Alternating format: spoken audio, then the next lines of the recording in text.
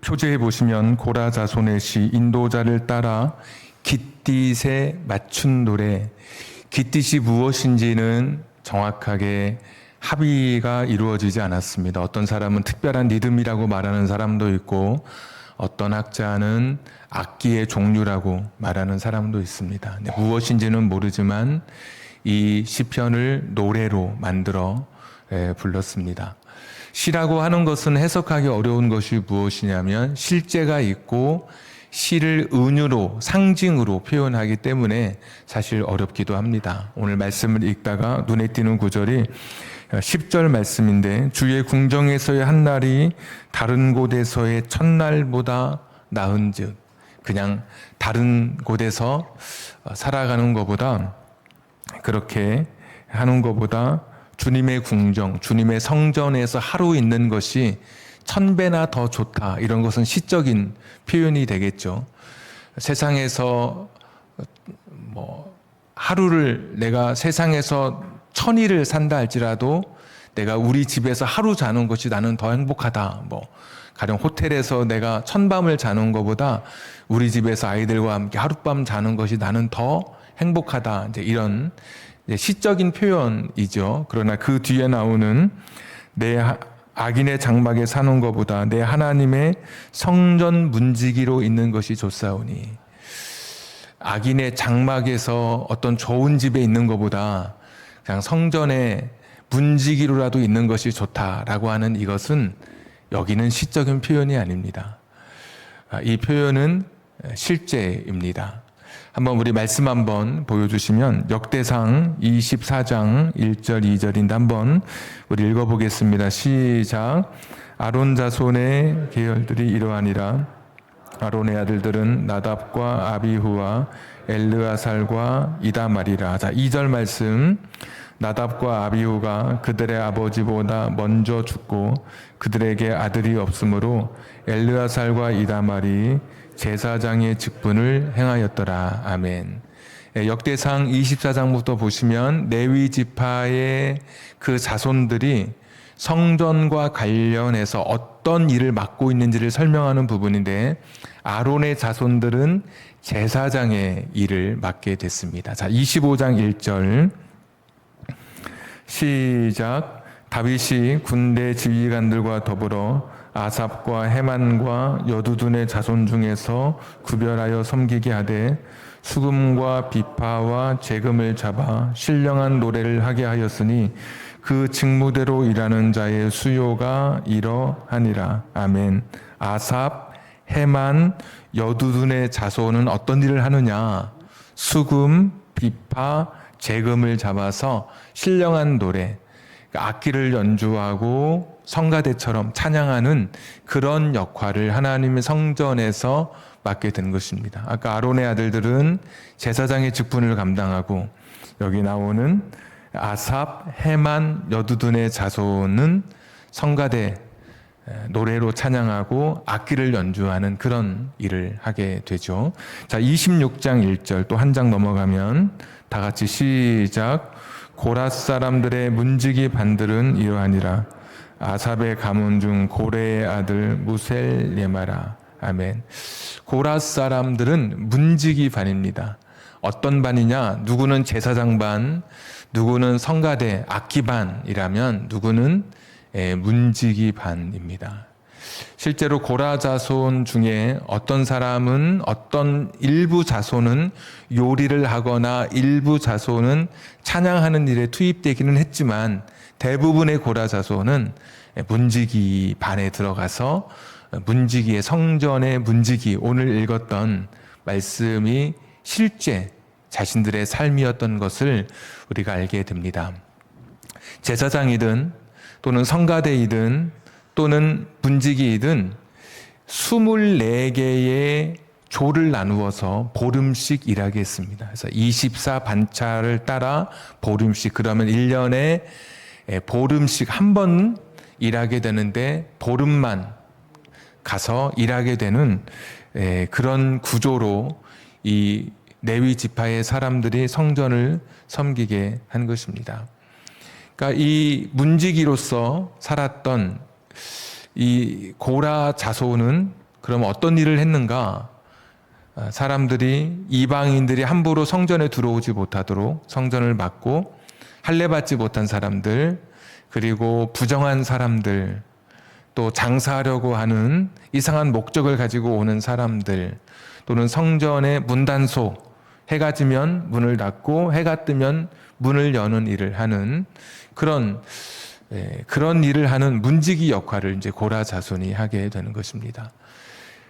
그런데 그냥 얼핏 생각해도 문지기의 그 역할은 사실 그렇게 중요해 보이지 않죠. 그리고 문지기라고 하는 그 위치 자체가, 서 있는 곳 자체가 뜨거운 햇살, 더위를 그대로 받아야 되고 추울 때는 또 한기를 그대로 견뎌내야 하는 바로 그러한 위치에 서 있게 되죠. 제사장은 화려한 예복을 입습니다. 문지기는 예복이 없습니다.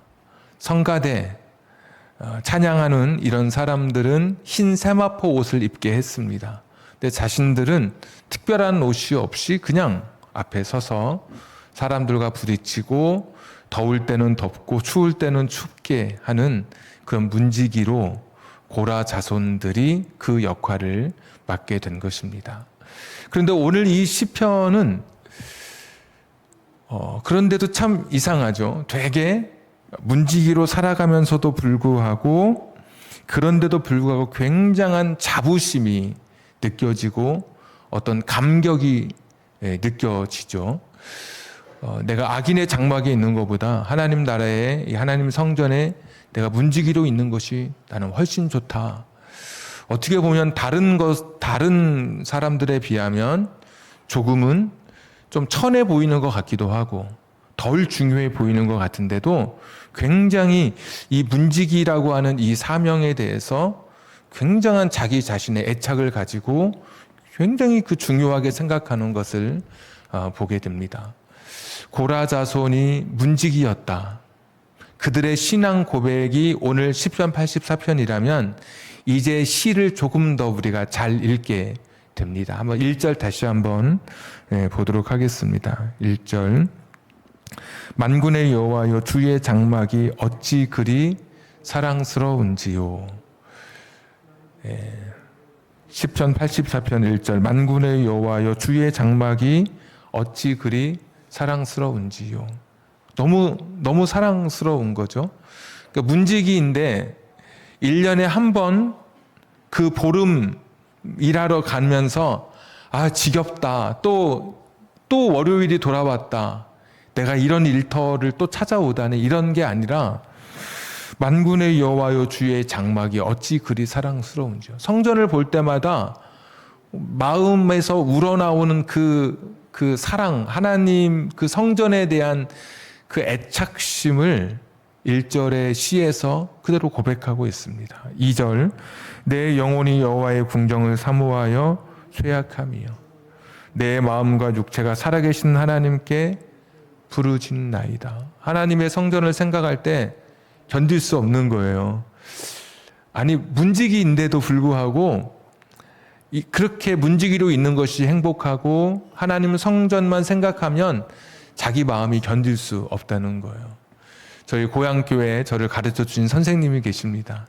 시골에는 중학교, 고등학교, 한 중학교 3학년만 돼도 보조교사라고 해서 주일학교에 투입돼서 아이들에게 선생님으로 불리는, 교회에서는 선생님으로 불리고 이제 교회가 끝나면 같이 이제 노는, 같이 공터에서 노는 그런 관계인데, 그 선생님이 한 분 계신데, 같은 선생님, 그 학생 선생님 둘이 청소년기니까 얼마나 싸웠겠습니까?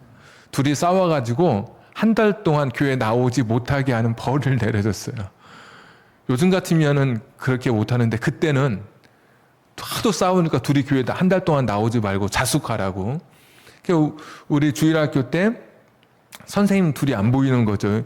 어디 갔을까? 동네에서는 만나는데 교회는 안 나와요. 근데 나중에 한 얼마 지나고 나서 한 달이 채 되기 전에 부스럭부스럭 소리가 나는 거예요. 교회 예배당에서 예배를 드리는데, 옛날 예배당에는 앞쪽과 이 양쪽에 기도실이라고 해서 이렇게 옆에 공간이 있고 짐도 놓기도 하고 뭐 창고로 쓰기도 하고 기도도 하고 하는 그런 공간이 있는 이제 전형적인 시골 그런 예배당이었는데, 그 선생님 중에 한 분이 자기는 교회를 너무 가고 싶은 거예요.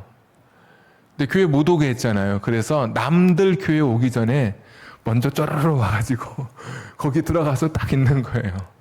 예배 다 끝나고 사람들 갈 때까지. 자기는 너무 교회 가고 싶은데 싸워가지고 교회 못 가게 하니까, 못 오게 하니까 와가지고 여기 와서 있다가 뭐 학생이니까 부주의해서 뭘 건들고 해서 소리가 나서 나중에 보니까 거기에 이제 그 중학교 보조 선생님이 계셨던 거죠. 근데 그 오늘 이 말씀을 읽을 때마다 얼마나 그 하나님의 성전, 그 성전이 그렇게 마음속에서 사무쳤던지 그냥 집에 있을 수 없었던 것이죠. 근데 싸웠던 두 분이 다 목사님 돼서, 한 분은 군산에서, 한 분은 익산에서 지금 목회를 하고 계세요. 근데 그랬던 것처럼 이 고라자손의 이 시 속에는 하나님 성전에 그렇게 그 성전이 그립고 사무치고 그 성전에서 자기가 머물고 있는 것이 너무나 행복하다라고 고백하는 거예요. 무엇으로서? 문지기로서. 자, 3절. 나의 왕 나의 하나님 만군의 여호와여, 주의 제단에서 참새도 제 집을 얻고 제비도 새끼를 보금자리를 얻었나이다. 이렇게 보니까 자기는 아무 때나 가서 일하지 못하는데 참새도 성전을 향해서 날아가고 제비도 성전을 향해 날아가는 것을 보면서, 야, 쟤네는 좋겠다. 아무 때나 가서 저렇게 하나님 성전에서 머물 수 있구나. 나는 1년에 보름밖에 안 되는데 쟤네들은 정말 좋겠다. 뭐 이러면서 굉장히 성전에 대해서 부러워하는 마음을 가지고 있어요. 4절 다 같이 읽겠습니다. 시작. 주의 집에 사는 자들은 복이 있나니 그들이 항상 주를 찬송하리이다. 아멘.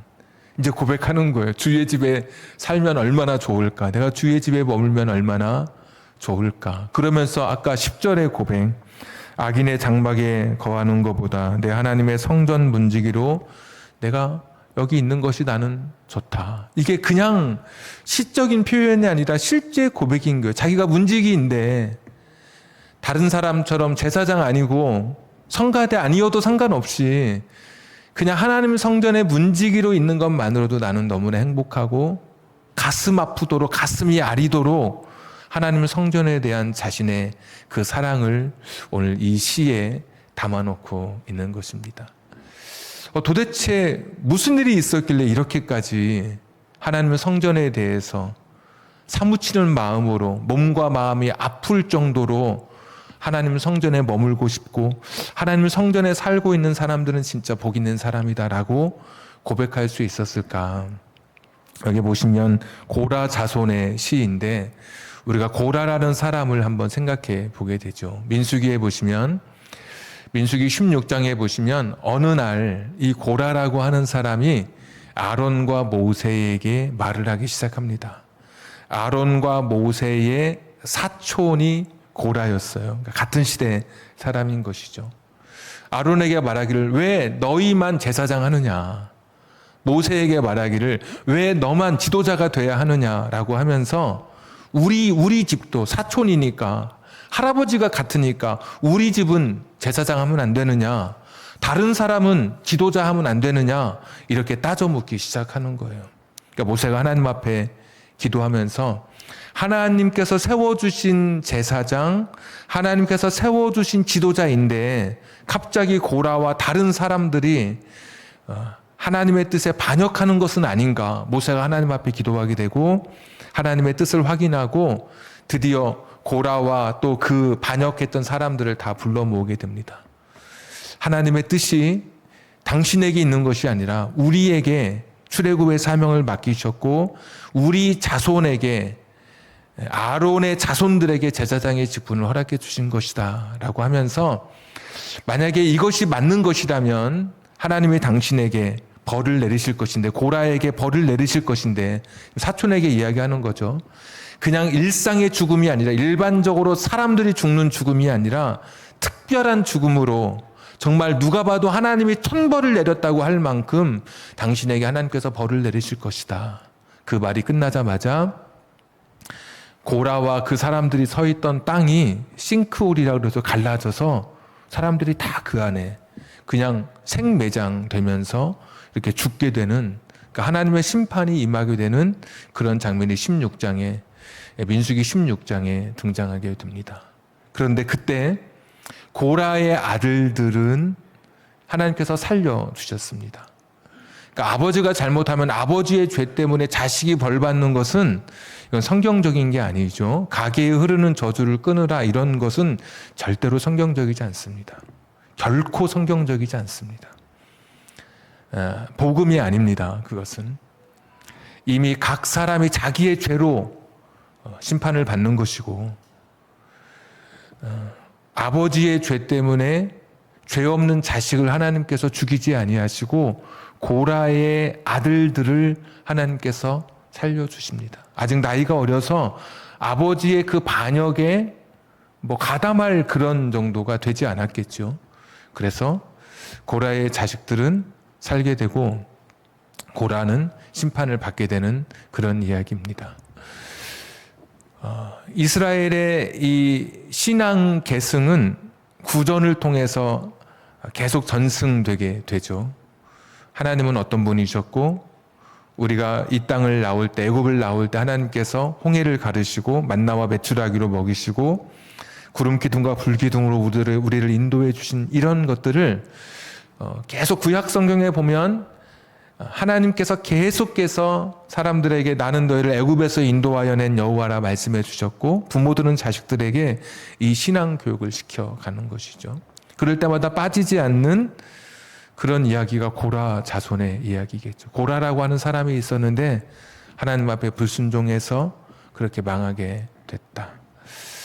저기 알지, 누구 알지? 거기가 고라 자손이다 라는 그런 이야기를 들으면서 이 고라 자손은 살아오게 된 것이죠. 근데 하나님께서 이 고라 자손에게, 이 고라의 아들들의 그 자손들에게 사명을 맡겨주시는 것입니다. 그냥 고라가 끝났을 때 같이 끝나야 할 인생이었는데도 불구하고 고라의 자손들에게 성전에서 일할 수 있는 기회, 하나님 나라에 봉사할 수 있는 그런 은혜를 허락해 주신 것이죠.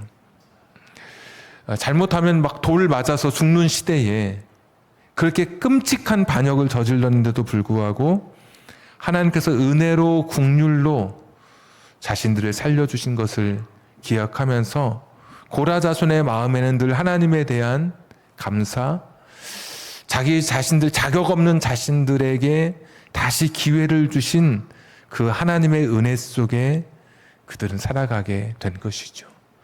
그래서 문지기로, 성전의 문지기라고 하는 다른 거에 비해서 하찮게 보이는 것 같은 그런 사명인데도 불구하고 그들의 처음과 오늘을 생각해 봤더니, 그들의 과거와 우리 조상 때의 과거와 오늘 현재 내게 임한 은혜를 생각해 봤더니 감격하지 않을 수 없는 것이죠. 감사하지 않을 수 없는 것이죠. 성전에서 내가 문지기로 서 있을 수 있는 것만으로도 이 세상 모든 것을 다 가진 것 같은 그 어떤 것과도 비교할 수 없는 은혜, 감격 속에 시편 84편에 이 문지기의 노래를 지어서 조상 대대로 부르면서 하나님의 은혜를 찬양하고 구원해 주신 그 은혜에 감격하고 있는 것을 보게 됩니다. 참 모든 것이 은혜죠. 살아있는 것이 은혜고, 이 일을 하고 있는 것이 은혜고, 직분을 맡고 있는 것이 은혜인 것이고, 그래서 시편 84편은 그냥 멋진 시상, 아름다운 말로 꾸며낸 그런 시가 아니라 자신들의 가슴 절절한 신앙 고백이 여기 담겨 있는 것입니다. 하나님 너무 감사합니다. 너무 감격스럽습니다. 나 같은 사람, 우리와 같은 사람들을 살려주시고 기회를 주셔서 너무나 감사합니다.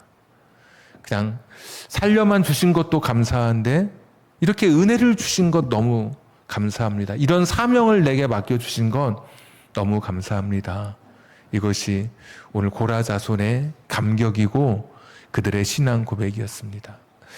만약에 누군가와 비교하는 것에 익숙해 있다면 고라자손은 결코 시편 84편을 쓸 수 없었을 것입니다. 저 사람은 제사장인데 화려한 옷 입고 술을 내리고 망토를 두르고 막 가슴에 번쩍번쩍 빛나는 보석을 붙이고, 야, 저 사람은 제사장인데 우리는 뭐야 밖에서. 저 사람들은 비가 와도 비 맞지 않는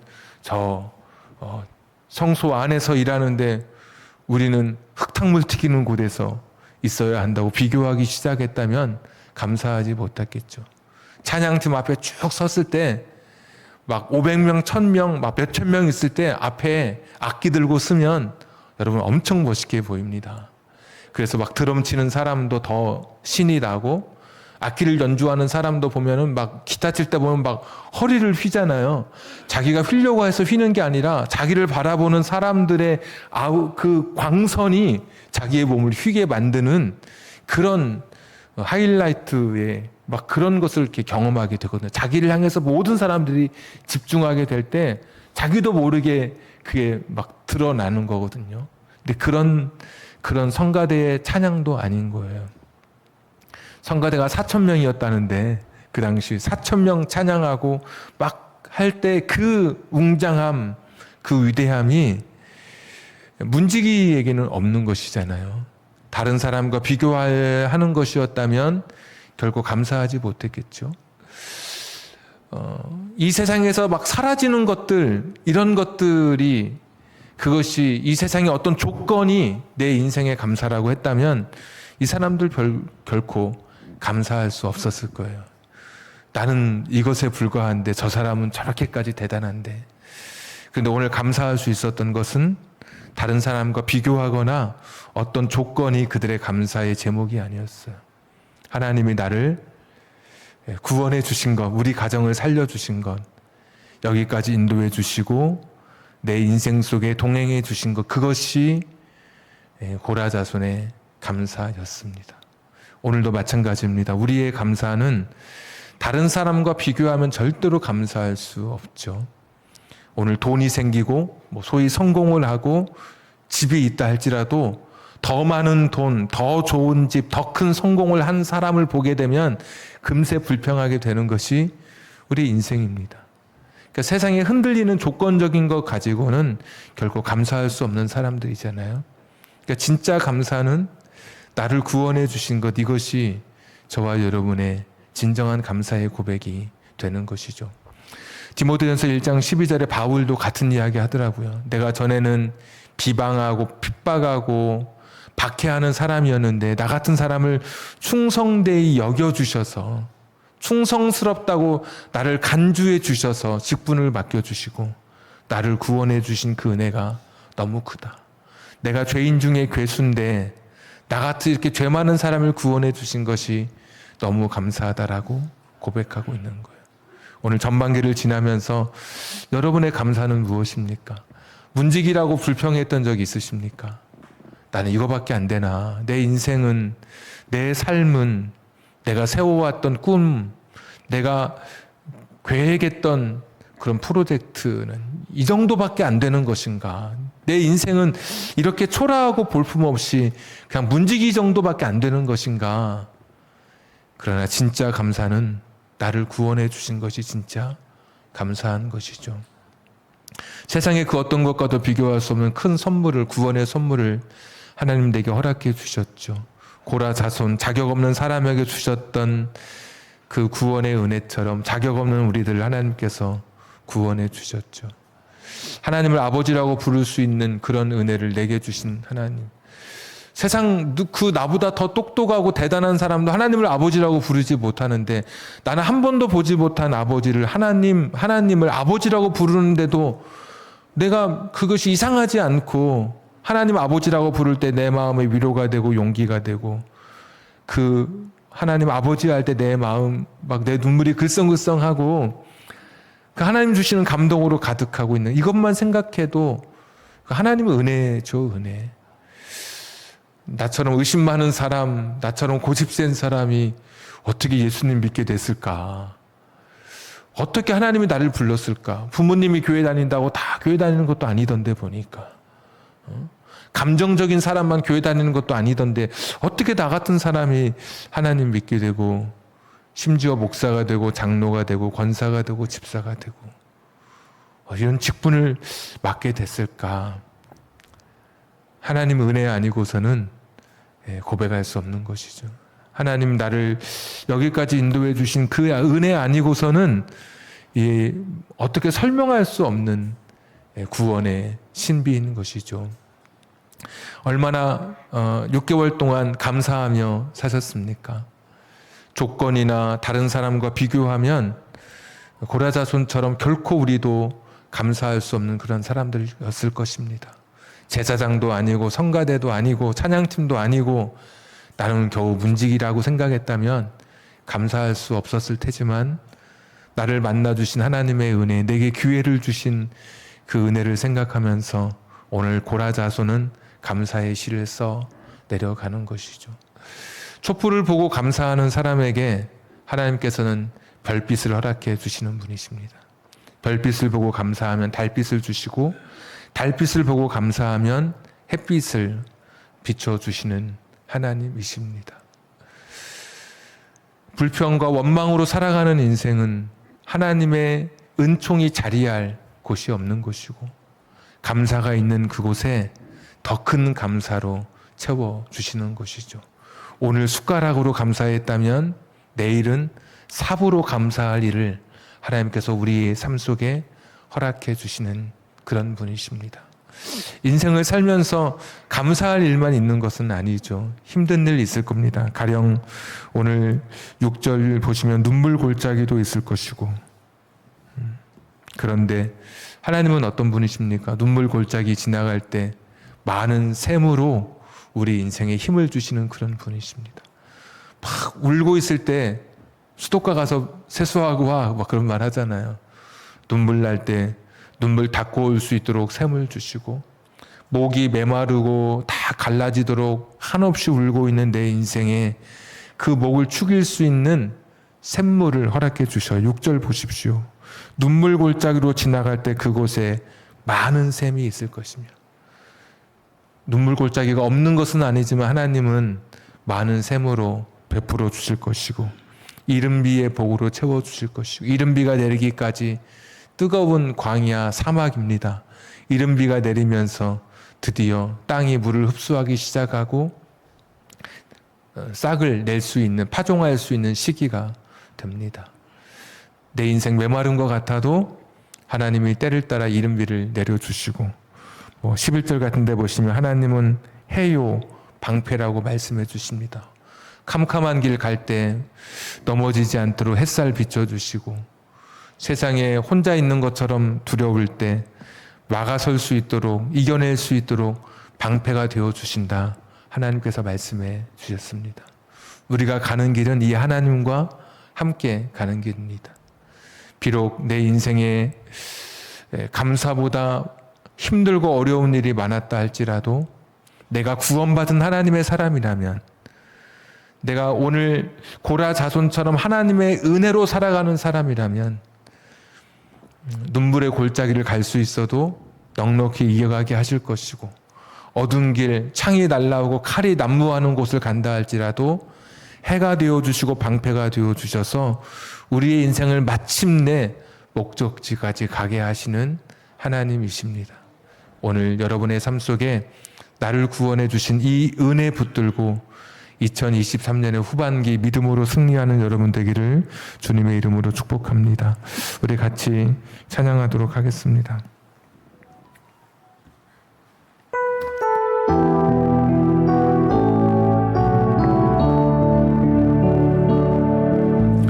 아침 안개 눈앞 가리듯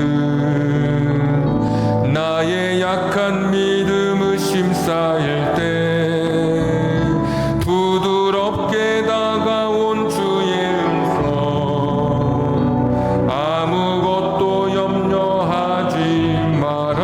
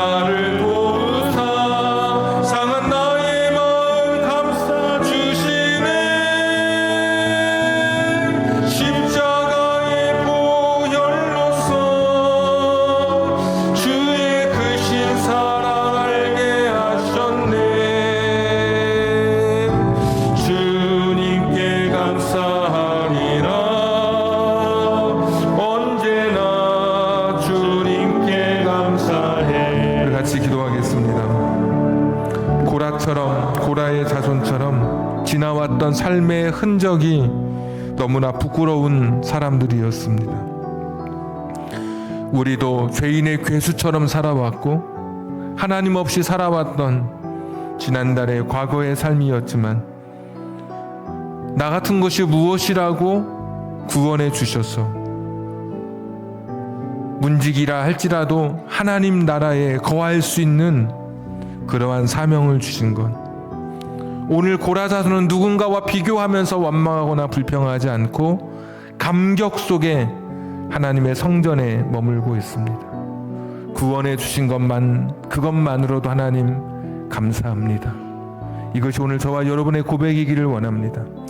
눈물 골짜기 갈 수 있지만, 사막의 길 있을 수 있지만 많은 샘이 있고 이른 비 있을 것이라고 말씀해 주셨습니다. 비록 지금 어두울 수 있고, 비록 지금 다른 사람의 공격 속에 힘든 시간을 보낼 수 있어도 하나님은 해가 되시고 방패가 되어주시는 분이었다고 고라 자손은 자신들의 신앙으로 고백하고 있습니다. 나를 구원해 주신 하나님께서 해가 되어주시고 방패가 되어주시고 때를 따라 많은 샘물로 먹여주시고 이른 비의 축복으로 덧입혀 주실 것입니다. 감사로, 구원받은 은혜의 감사로 여러분의 인생을 새롭게 다시 결단하면서 나아갔으면 좋겠습니다. 우리 같이 기도하겠습니다. 전능하시고 자비로우신 아버지 하나님, 2023년의 후반기를 다시 시작하게 해 주시옵소서. 원망과 불평이 아니라 나의 구원으로부터 시작되는 감사로 후반기 시작하게 해 주시옵소서. 내가 교회 다닌 것, 내가 예수님 믿게 된 것, 하나님 알게 된 것이 내 인생의 가장 큰 감사의 고백이 되게 해 주시옵소서. 다른 사람 다 만나지 못해도 예수님 만나면 정말 중요한 사람을 만난 것처럼, 세상에 다 갖지 못해도 예수님 가지면 내가 가장 중요한 것을 가졌던 바로 이 은혜를 우리에게 허락해 주셨사온데, 구원받은 이 감사, 구원받은 이 감격 속에 살아가는 인생들 다 되게 해 주시기를 빌고 원합니다. 구원받은 사람으로 살아가게 해 주시옵소서. 이 은혜 속에 다시 한번 머리 숙여 기도합니다. 하나님, 아침 안개 눈앞 가린다 할지라도, 모든 것이 내 인생에 어둠이 있다 할지라도 주님 그 은혜 붙들고 다시 한번 살아가게 해 주시옵소서. 다시 한번 살아가게 해 주시옵소서. 내가 너와 함께하노라, 내가 너와 함께하노라. 주님 말씀 붙들고 감사로 살아가는 인생들 되게 해 주시기를 빌고 원합니다. 나 같은 사람을 구원해 주신 그 은혜 속에 감격하며 살아가게 해 주시옵소서. 주님, 다시 한번 엎드리오니 주님 긍휼히 여겨 주시기를 빌고 원합니다.